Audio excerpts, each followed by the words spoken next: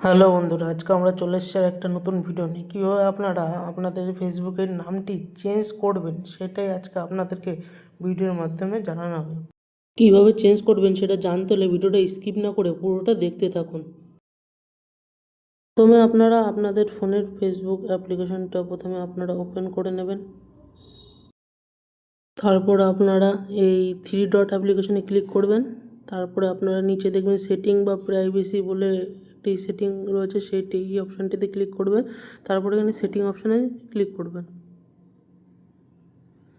Click করার পর দেখবেন আপনাদের সামনে এরকম একটি পেজ ওপেন হয়ে যাবে। তারপর আপনারা এখান থেকে এই অ্যাপ্লিকেশনে কোনো কিছু করা লাগবে না আপনাদেরকে। তারপর আপনারা এখানে সার্চ বারে সার্চ করবেন নেম বলে, নেম অপশান বলে। তারপরেই আপনাদের সামনে এরকম একটি পেজ ওপেন হবে। তারপরে আপনারা উপরে এই যে নেম অপশানে ক্লিক করবেন। ক্লিক করার পরে দেখবেন যে এরকম একটি পেজ ওপেন হয়ে যাবে। তারপরে আপনারা এখান থেকে আপনাদের ফার্স্ট নাম লাস্ট নামটি লিখে ফেলবেন, যেটা আপনারা চেঞ্জ করতে চান।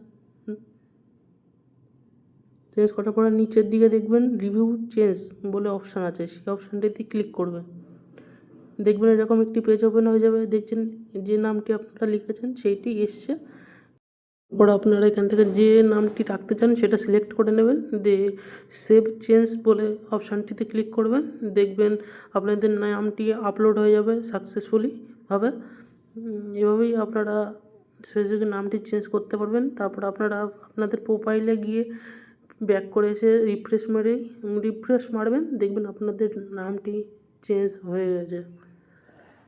এভাবেই আপনারা ফেসবুকের নামটি চেঞ্জ করতে পারবেন খুব সহজ পদ্ধতিতে।